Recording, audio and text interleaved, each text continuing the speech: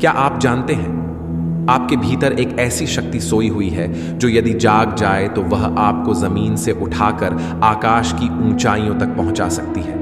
लेकिन यही शक्ति अगर अनियंत्रित रह जाए तो वह आपको आपकी ही आशंकाओं, असमंजस और बेचैनियों की अंधेरी गहराइयों में डुबो सकती है। यह शक्ति कहीं बाहर नहीं है। यह कोई देवता, ग्रह, नक्षत्र या भाग्य नहीं है। यह शक्ति आपका अपना मन है। अब जरा ठहरिए, गहराई से सोचिए, क्या आप अपने मन के स्वामी हैं? क्या आपका मन आपकी आज्ञा मानता है, या फिर कहीं आप ही तो इस मन के हाथों की कठपुतली नहीं बन चुके? अगर आपने सालों साधना की पूजा, पाठ, ध्यान, मंत्र जाप, लेकिन फिर भीतर से शांति नहीं आई, जीवन की दिशा स्पष्ट नहीं हुई, सफलता अब भी दूर लगती है, तो शायद आपने अभी तक असली जड़ को छुआ ही नहीं। परमहंस योगानंद जी, वो महान आत्मा जिन्होंने भारत और विश्व को चेतना का विज्ञान सिखाया, बार बार एक ही बात कहते थे, मन पर विजय पाए बिना आध्यात्मिक उन्नति एक मृग तृष्णा है। मन ही वह रथ है जो आपको ईश्वर तक पहुंचा सकता है, लेकिन यदि इसकी लगाम आपके हाथ में ना हो तो यही रथ आपको भटका भी सकता है, गिरा भी सकता है और थका भी सकता है। तो प्रश्न यह नहीं है कि आपको कितना ज्ञान है या आपने कितनी किताबें पढ़ी हैं। प्रश्न यह है, क्या आपने अपने मन को प्रशिक्षित किया है?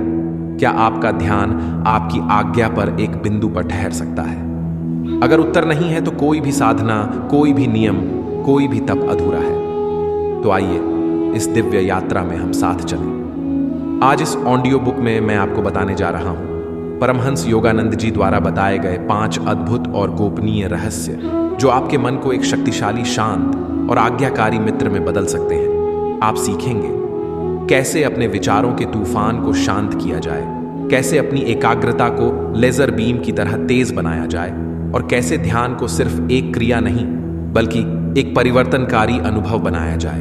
और हाँ, इस यात्रा के अंतिम पड़ाव पर मैं आपके साथ साझा करूंगा एक अत्यंत गोपनीय ध्यान साधना, एक ऐसी विधि जिसे केवल अनुभवी योगी ही जानते थे, जिसे योगानंद जी ने अपने शिष्यों को सौंपा था, और जो मन की चंचलता को एक क्षण में शांति में परिवर्तित कर सकती है। तो इस ऑडियो बुक को अंत तक अवश्य सुनिए, क्योंकि हो सकता है आज का दिन आपके जीवन का सबसे परिवर्तनकारी दिन बन जाए। मन एवं मनुष्य नाम कारणम बंध मोक्षयो, अर्थात हे आत्मा, यह मन ही तेरे बंधनों का कारण है और यह मन ही तेरे मोक्ष का द्वार भी है। जी हाँ, यही मन जो आज शायद तुम्हें दुनिया की उलझनों में उलझा रहा है, कल यदि साध लिया जाए तो यही मन तुम्हें मुक्त कर सकता है, तुम्हें उस परम शांति, परम आनंद और परमात्मा की गोद तक पहुंचा सकता है। लेकिन प्रश्न यह है, क्या आपने कभी अपने मन को वास्तव में साधने की कोशिश की है, या क्या आप मन की हर एक लहर पर बहते रहे हैं? कभी इच्छाओं के पीछे, कभी डर के पीछे, कभी क्रोध, लोभ या ईर्ष्या के जाल में। योगानंद जी कहते हैं, मन को साधना कोई साधारण कार्य नहीं है। यह कोई 2 मिनट का ध्यान नहीं, कोई मौन बैठने की रस्म नहीं। यह एक महान आध्यात्मिक पुरुषार्थ है, एक यज्ञ है जिसमें आप अपनी अशुद्धियों को आहुति देकर भीतर के दीप को जलाते हैं। जब मन अशुभ विचारों से भर जाता है, जब वह बार बार इंद्रियों की दास्ता में गिर जाता है, तो वह अशुद्ध हो जाता है, और यही अशुद्ध मन आपको बार बार जन्म मरण के चक्र में घसीटता है। वह आपको आपसे दूर कर देता है, आपके उस दिव्य स्वरूप से जो शांत है, चैतन्य है, परम आनंदमय है। परंतु जब यही मन ईश्वर भक्ति से भरने लगता है, जब सेवा, करुणा और प्रेम के भाव उसमें उतरने लगते हैं, जब यह मन बाहर की दौड़ से हटकर भीतर की ओर मुड़ने लगता है, तब यही मन निर्मल बनता है। और निर्मल मन ही वह द्वार है जिससे आत्मा की झलक मिलती है, जिससे मोक्ष का मार्ग खुलता है। इसीलिए संतों ने कहा है, निर्मल मन जन सो मोहि पावा। जिसने अपने मन को शुद्ध कर लिया वह मुझे परमात्मा को पा लेता है। मैं आपको एक सत्य अनुभव बताना चाहता हूं। यह उस समय की बात है जब मैं अमेरिका में था। एक सज्जन मेरे पास आए। उनका चेहरा जैसे चिंता की परछाई से ढका हुआ था, आंखों में अंधेरा, शब्दों में पीड़ा। उन्होंने मुझसे कहा, स्वामी जी, मुझे ऐसा लगता है जैसे मेरे भीतर कोई अंधेरा जीवित है, एक शक्ति जो मुझे खींचती है, गिराती है, तोड़ती है। मैंने उन्हें शांत किया, प्रेम दिया, फिर उन्हें सिखाया क्रिया, योग, ध्यान, सेवा, शुभ संकल्प, और कहा मन को बलपूक मत बदलो, उसे प्रेम से बदलो, भक्ति से भर दो, उसका मार्ग मोड़ दो। कुछ ही महीनों बाद जब वे फिर आए तो जैसे कोई नया व्यक्ति मेरे सामने खड़ा था। चेहरे पर तेज, हृदय में निर्मलता, आंखों में करुणा और मन में स्थिरता।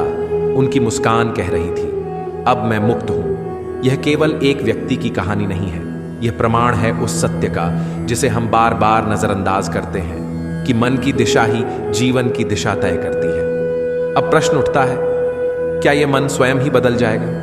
क्या ध्यान में बैठने मात्र से वह शांत हो जाएगा? नहीं, इसके लिए चाहिए प्रतिदिन की साधना। प्रतिदिन अपने मन से संवाद करना, उससे पूछना, उसे टोकना और कभी कभी उसे प्रेम से डांटना। जैसे एक माता अपने शिशु को मार्ग दिखाती है, वैसे ही हमें अपने मन को समझाना होगा। आप जब एकांत में बैठे या किसी शांत क्षण में हो तो अपने मन से कहिए, हे मेरे चंचल मन, तू क्यों भागता है? क्यों क्षणिक सुखों के पीछे अपना अमूल्य समय और शांति नष्ट करता है? क्या तूने नहीं देखा, सम्राटों ने भी सुख बाहर नहीं पाया? तू क्यों नहीं भीतर लौट आता?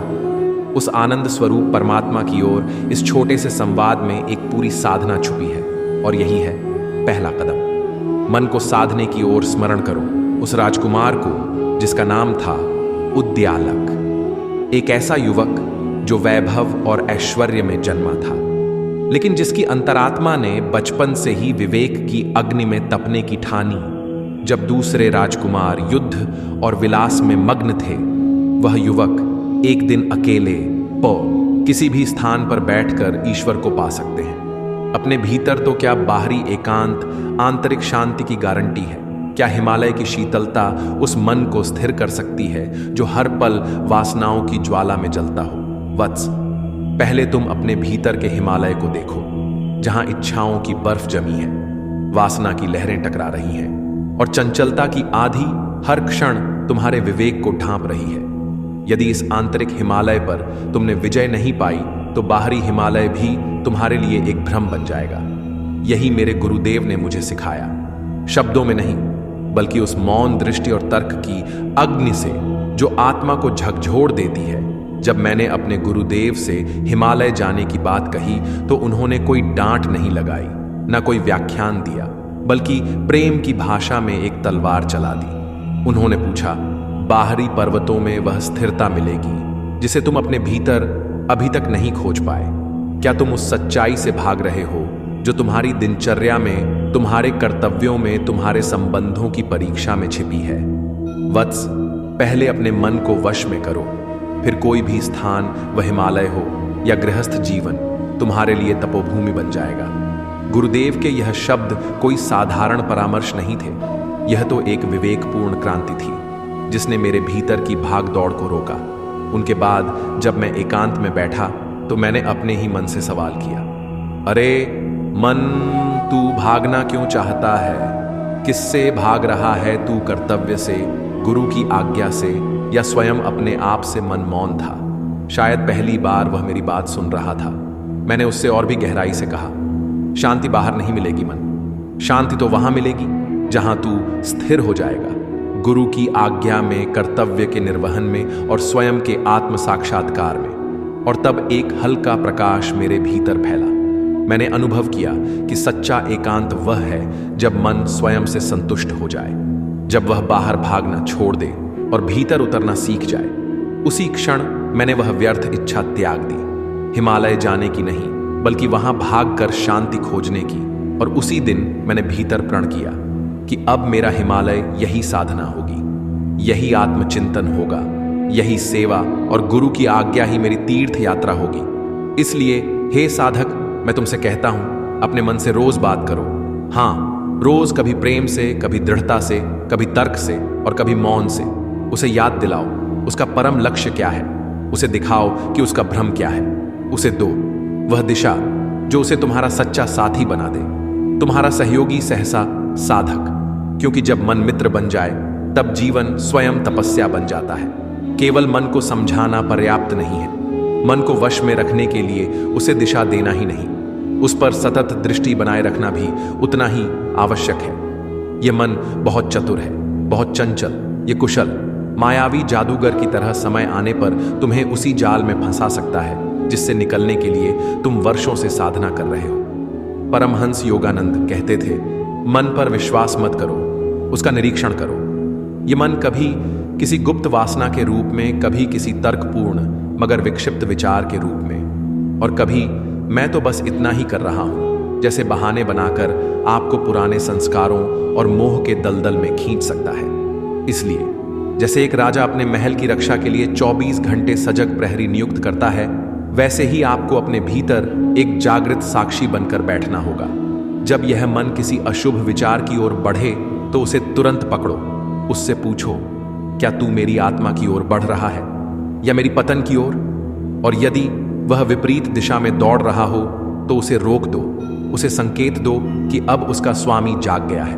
मन को यह समझाना आवश्यक है कि अब वह किसी आलसी असावधान व्यक्ति के अधीन नहीं है।